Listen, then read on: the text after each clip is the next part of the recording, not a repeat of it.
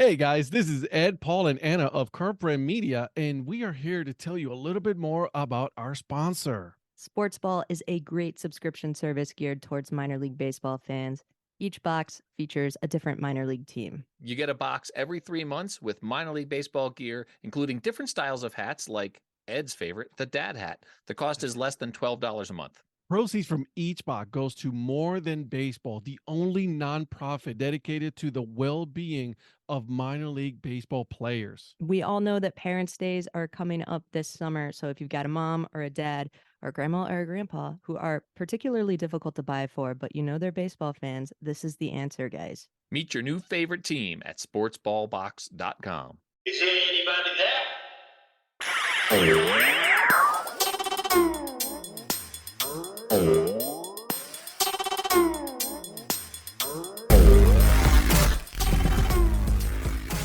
That wasn't the intent, but I saw that and I'm like, wow, it fits. You know, sometimes you get these jerseys for the 6'4" pitcher. It's like it's a nightgown. I don't need that. I'm not that tall. I can't wear this.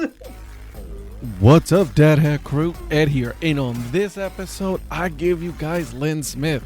Listen, she is one of the most funniest and most friendliest person that you will ever meet in the MILB community that we have going on right now. Okay, we talked about how she became a fan, her job, the coldest game. We talked everything baseball related, her collection that she currently has. So you guys gotta follow her, and two, you guys gotta listen to this part one because it is absolutely funny. So guys, without further ado, I'll give you the episode.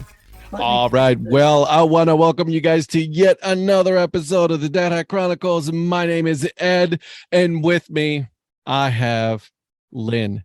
Lynn, I've been looking forward to this for a while now. I'm very excited to have you on the podcast. How are you doing? Oh, just fine. Hanging out in the winters of Iowa. You were just talking about that offline. It's like how it was almost 70 here, and you're like, oh yeah, it was almost 30. I'm like, I don't miss that cold at all. All right, so let's get started. You've already been on various podcasts. You've been on with Anna. You've been everywhere. You're making the rounds, so I appreciate that.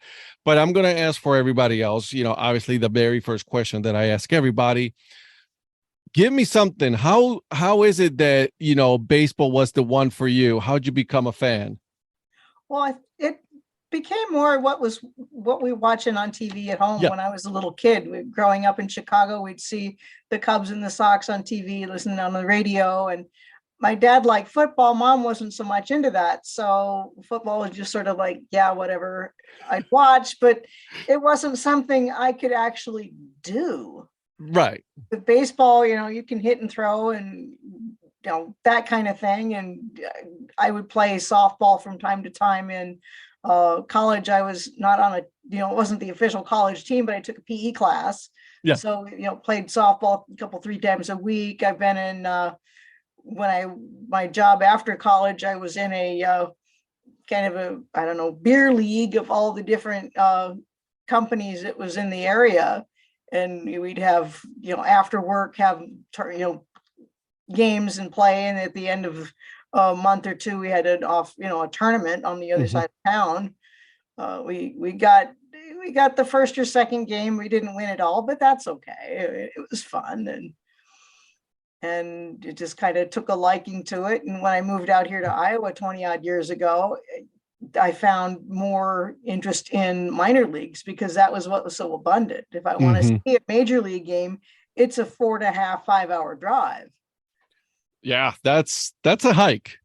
For me right now, it's the same thing. It's like, I'm in North Carolina. If I have to go to a game, I'll have to go up to Washington or down to Atlanta to watch a major league game. Obviously, I don't know if you do it, but like I order the MLB package, now that I can stream, my Guardians on TV. So that makes it a whole lot easier. But, there's something about minor leagues, right? That is just, you endear yourselves to them, it seems a little more innocent, I think. They're not, okay, yeah, you're always going to Yeah. have your $1 million signing bonus kid, or the one that they pick in the top 10 that they expect will go far, and usually does, but sometimes not. I've seen plenty of first rounders go, and that's the end of that.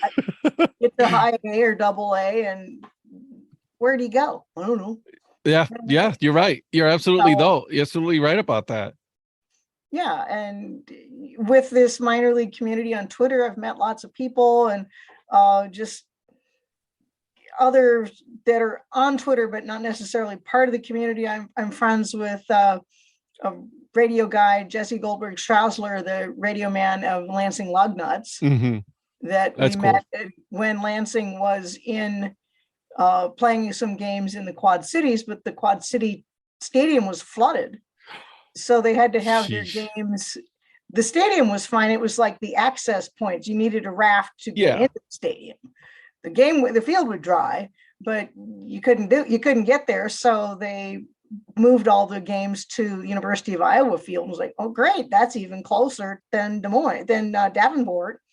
So I was sitting there, and there wasn't very many people. It was a weeknight in, I think, late April, and it was warmed up to about 45. Well, that's a heat wave right there. Yeah, hot stuff. And I was like, wait, I don't care about the Quad Cities. I'm kind of into Lansing. I was I caught in a road trip in that season early in 2019 when this was caught their home opener. And I got this tiny little furry with the ear flaps, the furry hat thing. Yeah. And so I was sitting there wearing my Lansing Locos t-shirt, which on a cold day was stupid, and this furry hat. And here's this guy walking by with his Lansing polo shirt. And I was like, go Lugnuts. And he was like, what? Wait a minute. You're decked out in Lansing, and there's like 20 other people, and they're all cheering for the River Bandits. And here you're this kind of outlier. What's going on? I'll take your picture. There you go. That's how you do it. Here today in Iowa City. That's how you do it, though. Like, you want to endear yourself to another team, just root for them and you'll see what happens. Especially in minor leagues, though, right? Yeah, they'll toss you a baseball, you wear a hat or something, and that's amazing. I love that. Okay, so obviously you've answered a ton of questions. So I'm gonna try to give you something different. My first question is, tell me the time that you've traveled the furthest to watch a baseball game. The point of the game was for baseball. Well, I've done a couple of long trips in the past few years. Probably the longest was the one I went to just earlier this summer with South Carolina. I caught a Savannah Bananas game and then hit all of the South Carolina teams that were playing. Obviously, the Spartanburgers were not, because they of course they still owe me a hat. I just want I want to put that out there. I bought a hat and they never delivered it, so I'm still a little upset about it, but it's okay. I could have gone over there and looked. That was the only team that was like, well, they're not there, so why bother? But I saw flamingos and I saw blowfish and all the affiliated teams, the Augusta Green Jackets. I was in the Augusta game. I was actually tapped to do one of their in-between inning games. Which nice. I'd never done that before, so that was kind of fun. It was one of those finish the line of the song. Yeah. And I won a prize pack from Truly, the sparkling alcohol. Oh yeah. The cocktail things. Yeah. Truly spiked water or whatever. What is that? Seltzer. That's it. Fizzy stuff. That stuff. Yeah, that skinny can, and it's fizzy and flavorful and fruity, and yeah. So won a game pack from Truly and had my first taste of boiled peanuts, which were okay, and not exactly the thing that I will sustain on, but it wasn't horrible. I'm that's a hard pass on me on the boiled peanuts. I'm okay without it. I'm willing to try just about anything. Yeah, of course. I'll try it, right? Like, yeah. I mean, I'll try something, but I'm not gonna say, yep, I'm getting this because this is what's up right here. Yeah. I think that the one that's for me is a hard pass is a Rocky Mountain oyster. I'm not, maybe a teeny little taste of a corner of one, but no. I'll eat boiled peanuts first. I want you. I'm so tempted because I really want to ask. I was like, why don't you explain to everybody else what the Rocky Mountain oyster is? It is not an oyster. It is not seafood, and it depending upon how it's cooked. It could usually it's fried. I've never heard of boiled. Yeah, but it's bull testicles. And I thank my lucky stars that the Rocky Mountain Vibe, when they had all their name the team contest after the roulette of what was going on with when the Sky Sox left to become, let's see, where were they? The Missions, and then they were this. Then I think they ended up being the Sod Poodles. Yeah, maybe they were displaced, or I don't know how. I don't remember how.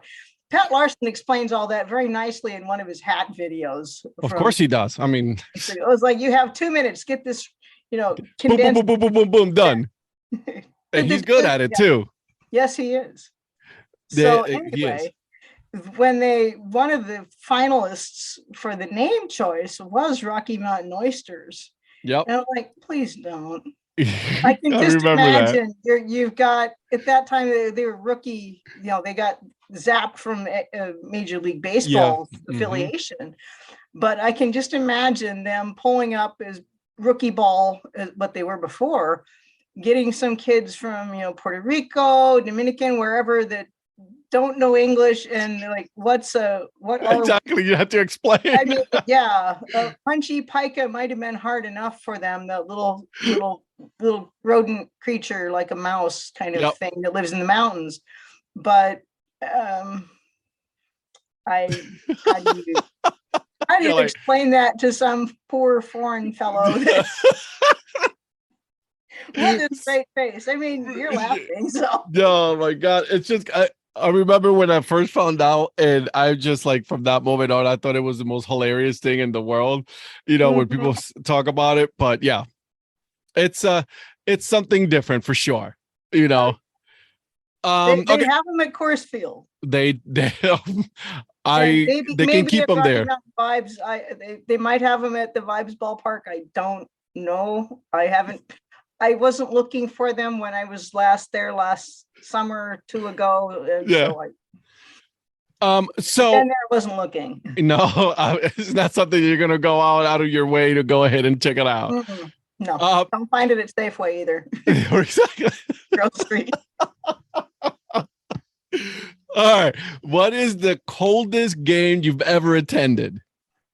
Coldest game, probably. Yep. There've been some chilly ones in like early season for the Colorado Rockies. Yep. I was at a opening day here in the Quad City River Bandits, like April 5th or 8th or something like that, and there was light snow. Oof. So that was kind of nippy. Oh gosh, in about 2016, 17, something like that, I was in Minneapolis, St. Paul for a conference in spring. And we went to a Twins game against Tampa Bay, and it snowed. And after about the second or third inning, we're all clamoring for hot cocoa. We were where we were sitting, we were undercover, so we weren't getting snowed on. And it wasn't so heavy enough snow that they stopped the game. No, it was just exactly. Light and annoying. They were playing Tampa Bay. Tampa Bay absolutely whipped them. So like something like 9-2 or so. It's a total thrashing of the team that's in the win. You'd figure the alleged namby-pamby summer place in the dome would, get their little frostbite and not play well and lose to the Twins, but that was not the case. After about the third inning, they were playing Christmas songs in between innings. That's hilarious. And some guy dressed as Santa, they found him on the camera and they put him on the big screen. So periodically you'd be hearing the Holly Jolly Christmas or Ho Ho song, and hey, look, it's Santa on the big screen. And then you try to figure out, oh, he's under the Minnesota sign, or oh, he's down by the third base in the Budweiser Plaza, or where, Find Santa, as the Christmas song was playing in the background. It was funny. Oh It my was both God. cold and funny at the same time. But at least is original, right? Do it in the middle Right. of spring, Mhm. right? You don't hear Christmas songs in April. You do not. I You do don't not. know what you hear, but it's not. It isn't Christmas. Maybe Easter. The I snow remember- is missing. I remember I think it was like a home opener for the Guardians, Indians at that time, and it was absolutely brutal cold.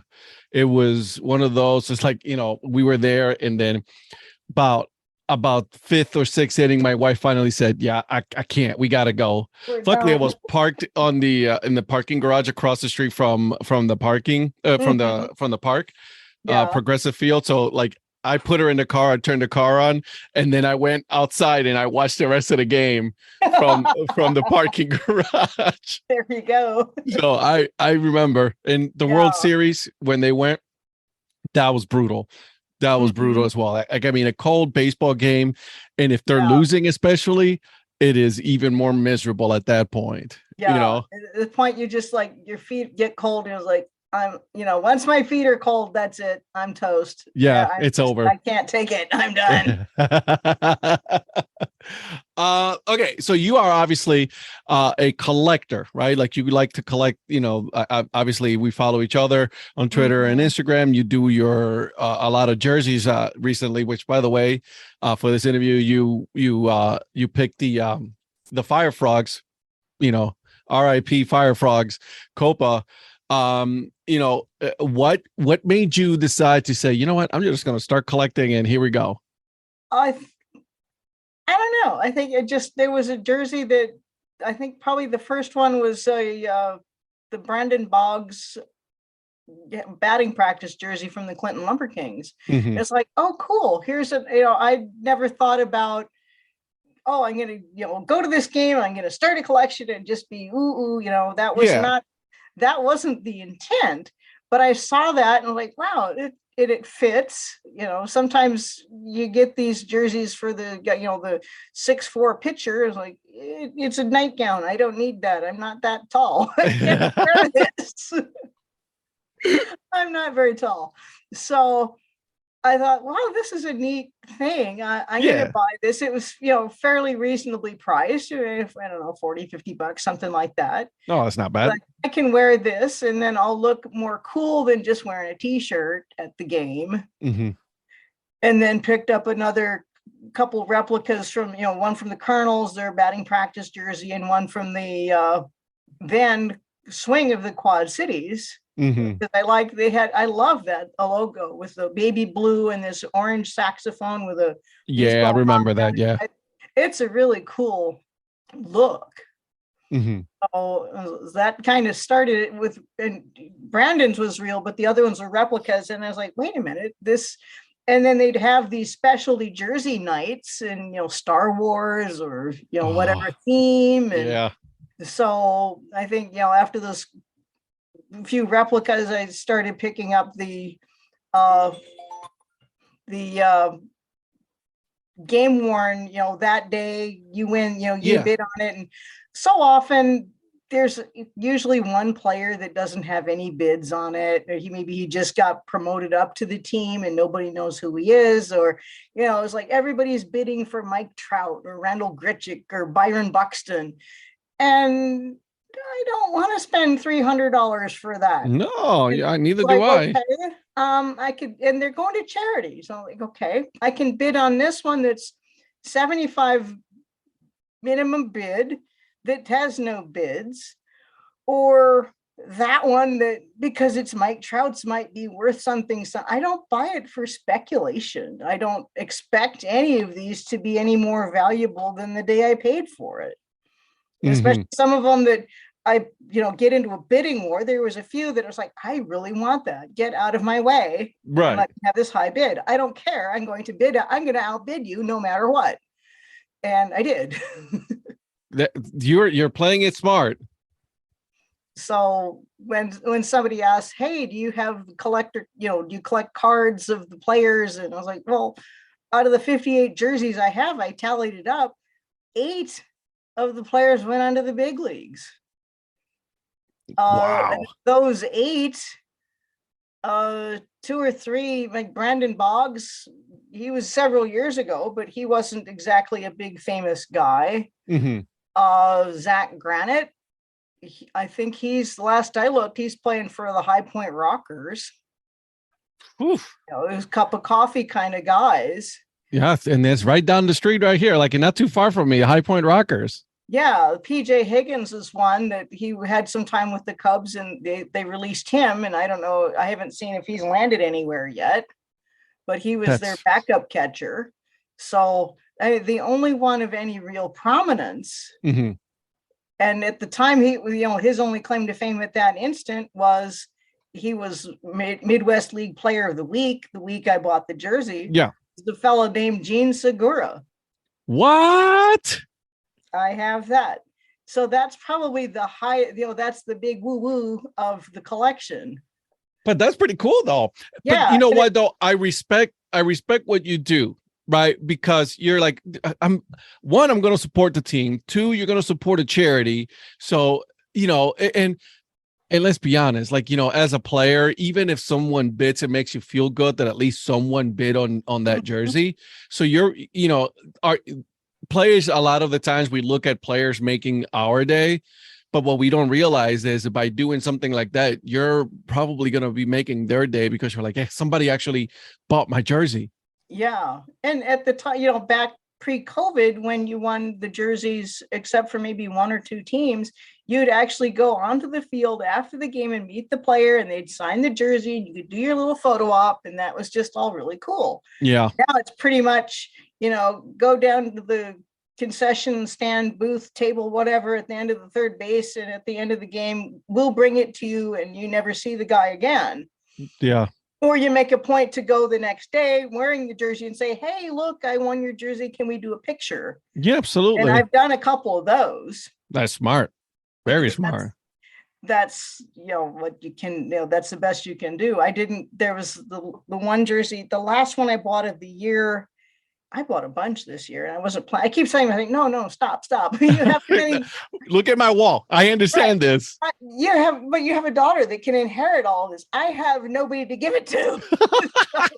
It's like I don't know where my nephew is, somewhere in Florida. You don't know where, whatever.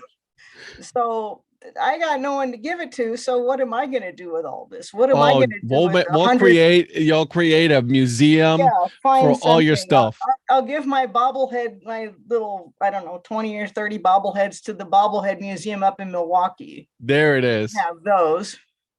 Because some of those are minor league oddball things, or even major league, what was one? It's, I think Ryan Terrio from the Cubs as a fisherman. Nice. One of the Colorado Rockies players as a Jedi or one of those Star Wars hero. See that? I'm a fan of that. I like that.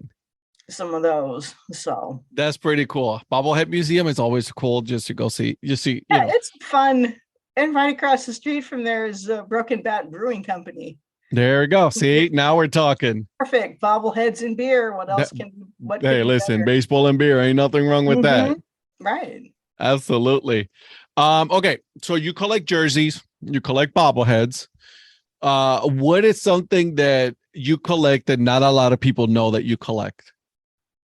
In terms of baseball stuff, or sure. Or anything. At this point, whatever. Is anything did you collect? When I was a kid, I collected seashells. Really? I would actually buy them from stores because I was in Colorado. It's landlocked. There's no beach there. No matter how Rocky Mountain vibey you get. No, right. There's no water. There's no sea there. There's no seashells. But that's awesome. I have 3 cereal boxes from whatever company made the cereal. I can't read it.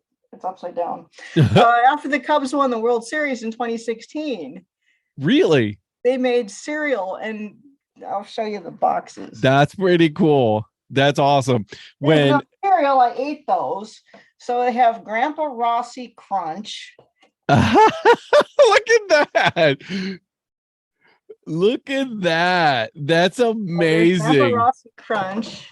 There was a Zobris something. A Ben Sobra's. That's hilarious. Zorilla Crunch. Oh, I'm sorry. It's not Ben Sobra. It is Zorilla Crunch. Oh, that's like Zorilla Crunch. Oh, Yeah, God, it's what those the what's that cereal that looks like that? Oh my It's God. like, this one was kind of like Lucky Charms. Lucky Charms. That's what it The is. Rossi Crunch was kind of frosted cornflakes. And the third candidate of the set,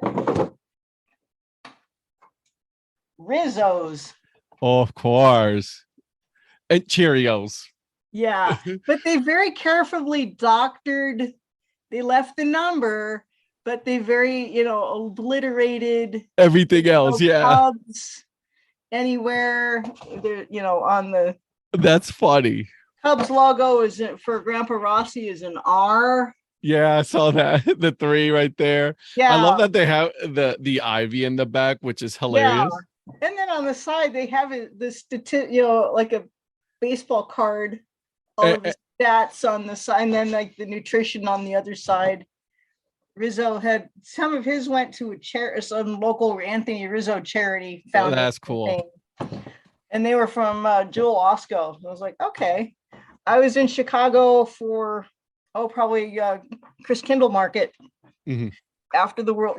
This was in November, so it was about 3 weeks later, a month later, and presto, I heard about him and was like, oh, where's a jewel store downtown in the Loop?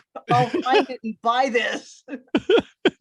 It's funny because obviously that's the time where You came out on the wrong end of that. I came out on the wrong end. It hurt, I'll say that, but it wouldn't hurt as much. It didn't hurt as much if it was somebody else. Like if it was a different team, National League team, that one would have stung more. Right. Yeah. Oh, exactly. Like the Dodgers. Right. Then I would have been Mets. like, yeah, not cool. The Mets, not cool. Right. Yeah. But because it was the Cubs, because of the history. Right. And it's Mhm. like, they've been in through a slump, like we're in a slump, like World Series slump, like Mhm. us still are. That one, I was okay. Yeah. Even though I wasn't, but you know what I mean? Yeah.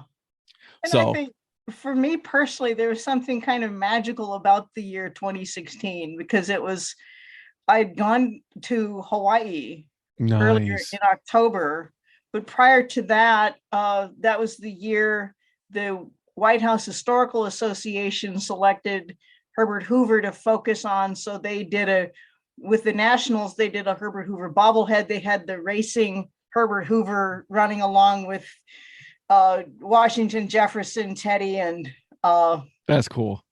so that he was a racing president. So I was like, oh, I want to see that, and I got a backstage tour of the West Wing from a friend that was working with the transition team with the National Archives to get Obama's papers and all of his White House records out because he had lost, he didn't run in 2016. It was, the election was hadn't happened yet. When I was there in September, it hadn't happened yet, but he was leaving. So there's no point in, we don't have to worry about, are you leaving? You are. So we're part of the records management teams to get your material, stuff and out, all those presidential gifts and all that stuff out. That's cool. So and part of our tour, we're sitting in this one office that used to be the vice president's office in the 30s and 40s. And this is where we got news that Pearl Harbor was bombed in this room. Oh, we're sitting in the West Wing of the Eisenhower building. Yeah. The White House, that real super ornate thing. So he's telling us about, how this was the office that used to be, blah, blah, blah, and it was where the government first got word of the bombing. Yeah. I'm thinking, in about 3 weeks, I'm going to be in Pearl Harbor. Oh my So God. that was cool. So 3 weeks later, I'm at Pearl Harbor. And then 3 weeks later, the Cubs are in the World Series. The last time they were in the World Series was in 45. My dad was at that time probably listening to that. He was stationed in Hawaii during the war. That's cool. So all of this funky connectivity. When I landed in Oahu, one of the first things I did in Honolulu was meet up with some students of the University of Hawaii. So they gave me a sweatshirt with the UH logo on it. That's cool. And jump ahead. So now we're in October. The Cubs and the Cleveland is in the World Series. I get called to help with the unpacking of or to observe. I didn't actually do anything except watch, but observe the unpacking of the first 2 semis of White House material to the place that they had set up in suburban Chicago of Obama's materials. And I made a point the first day to wear that University of Hawaii t-shirt, sweatshirt, partly because it was a cool day. So I thought, these college kids aren't going to be there, but I can vicariously exist for them through this shirt. Yeah. And then we had, the afternoon had some free time. So I went down into the city to the Art Institute and posed with this Hawaii shirt in front of those lions that they have in the art that had a ginormous Cubs hat. The White Sox were in the World Series in 2005. They made these giant Sox hats. When the Bears were in the Super Bowl, they made a helmet they decorate those 2 lions. That's awesome. The hat cap of the day. I don't know what they did with, I suppose they had some kind of a Bulls hat because basketball doesn't necessarily, they don't need headgear. True. Basketball doesn't, but they must have done something. I mean, they had 6 times. They had 6 opportunities to dress up the Lions. Right. So, I mean, Michael Jordan, that guy had to do something. Jerk. Right. So that's awesome, though. Like, I mean, 2016, there's just so many connect the dots into some sort of celestial, funky story. I just wish it would have stopped at the World Series. I'm just saying. I just wish it would have stopped there, the celestial connection, and then I would have been okay. Team, maybe if it was not the Cleveland, if it was like, I don't know, the Yankees or something. Oh, trust me, if it was, I'd be extra happy if we'd have beaten the Yankees. Oh, so would I. I mean, I would. I know we have some friends that are Yankee fans. Sorry, Donnie. But I will root against them. I will root against the Mets. And not that I have a vesting interest. Like, I'm not gonna hate. I don't hate any team because there's no point in hating, right? I mean, it's just that's just way too much negative energy that you're using for something that doesn't really matter to you because tomorrow I'll wake up and they're still going to be millionaires and they're going to have their own good life. We'll still hear about Arson Judge and all of his home runs. Exactly. So it doesn't really matter. I hope you guys enjoy this episode with Lynn. Now, this is only part 1 now, okay? Part 2 is next week. And between now and then, what I need you guys to do is one simple thing. I need you guys to be following Lynn, okay? I did put her Twitter handle on the show notes so you guys can follow her, okay? Now, the last thing here is the dad joke of the episode. So here it is. What's a baseball player's least favorite Star Wars movie? The Empire Strikes Back. All right, I see myself out, guys. And until then, keep on grinding and always support the minor leagues. See ya.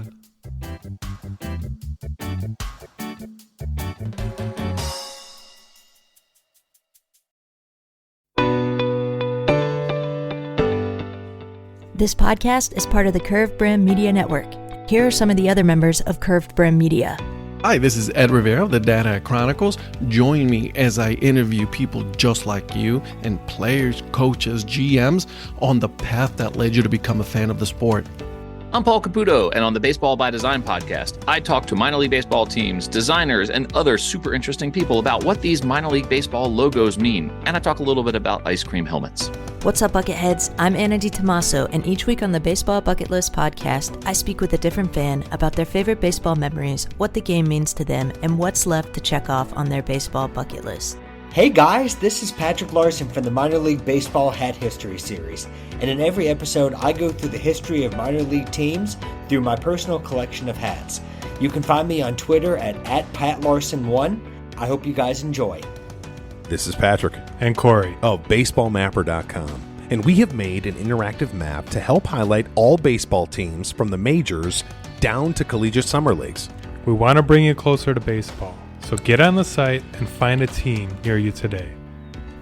Learn more about Curve Brim Media at curvebrimmedia.com.